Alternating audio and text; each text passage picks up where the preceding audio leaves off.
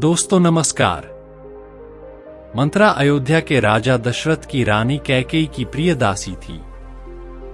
वह एक कुबड़ी स्त्री थी। एक किंवदंती के अनुसार यह माना जाता है कि पूर्व जन्म में मंथरा दुंदुभी नाम की एक गंधर्व कन्या थी।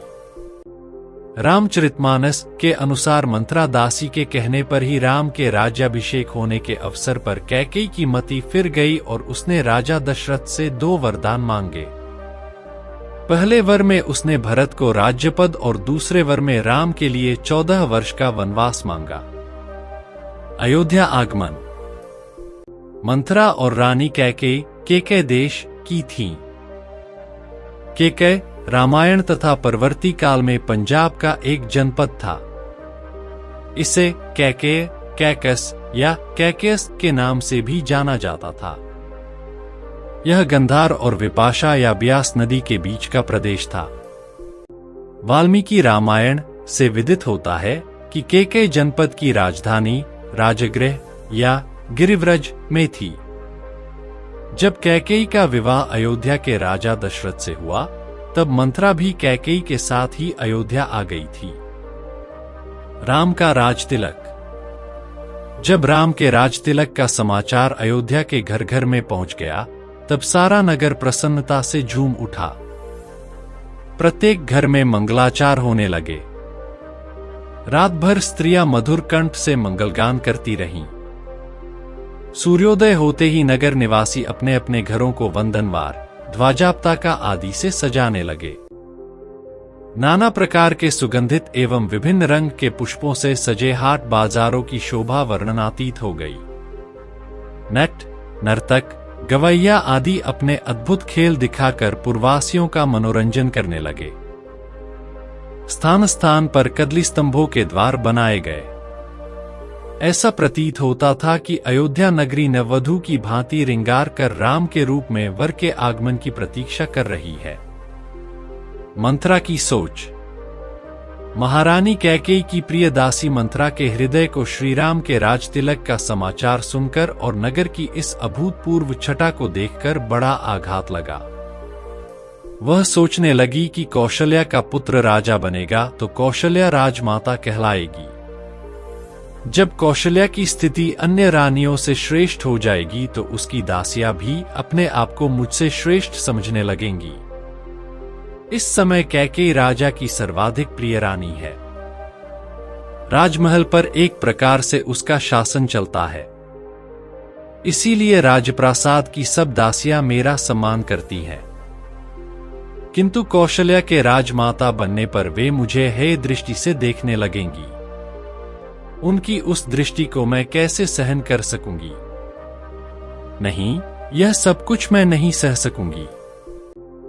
मुझे इस विषय में अवश्य कुछ करना चाहिए। राम के राज्याभिषेक का समाचार। मंथरा ने महल में लेटी हुई महारानी कैकेयी के पास जाकर कहा, महारानी, उठिए, यह समय सोने का नहीं है। मंथरा और कैकेयी, क्या आपको पता है कि कल महाराज दशरथ राम का युवराज के रूप में अभिषेक करेंगे? कैकेयी मंथरा से यह समाचार सुनकर अत्यंत प्रसन्न हुई और पुरस्कार के रूप में मंथरा को एक बहुमूल्य आभूषण देते हुए बोली, मंथरे, राम मुझे अत्यंत प्रिय है। तूने मुझे बड़ा प्रिय समाचार सुनाया है। यह आभूषण तो कुछ भी नहीं है। इस समाचार के लाने के लिए तू जो मांगेगी मैं तुझे दूंगी। यह सुनकर मंथरा क्रोध से जल भुन गई। कैकेयी द्वारा दिए गए आभूषण को फेंकते हुए उसने कहा, रानी, आप बड़ी नादान हैं। यह मत भूलिए कि सौत का बेटा शत्रु होता है। कौशल्या का अभ्युदय होगा और उसके राजमाता बन जाने पर आप उसकी दासी बन जाएंगी। आपके पुत्र भरत को भी राम की दासता स्वीकार करनी पड़ेगी। भरत के प्रभुत्व का विनाश होने पर आपकी बहू भी एक दासी का जीवन व्यतीत करेगी। मंथरा की इस बात पर कैकेयी बोली, मंथरा, तू यह समझने का प्रयत्न क्यों नहीं करती कि राम महाराज के बड़े पुत्र हैं और सद्गुणों में सब भाइयों से श्रेष्ठ हैं। राम और भरत में अत्यधिक प्रेम भी है और राम को राज्य मिलने का अर्थ है भरत को राज्य मिलना, क्योंकि वे सब भाइयों को अपने ही समान समझते हैं। कैकेयी को प्रेरित करना। कैकेयी के इन वचनों ने मंथरा को और भी दुखी कर दिया। वह बोली, रानी, आप यह बात क्यों भूल जाती हैं कि राम के बाद राम का पुत्र ही अयोध्या के राज सिंहासन का अधिकारी होगा। इस प्रकार भरत राज परंपरा से अलग हो जाएंगे। याद रखिए कि राज्य मिल जाने के बाद राम भरत को राज्य से निर्वासित कर देंगे। संभव है कि वे भरत को यमलोक ही भेज दें।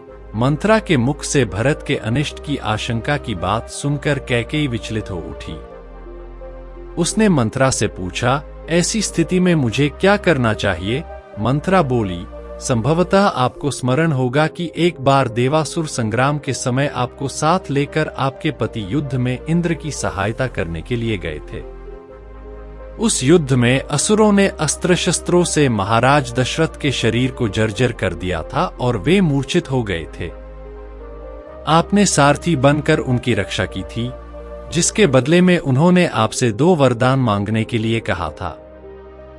इस पर आपने कह दिया था कि जब कभी मुझे आवश्यकता होगी मैं इन वरदानों को मांग लूंगी। अब उन वरदानों को मांगने का अवसर आ गया है।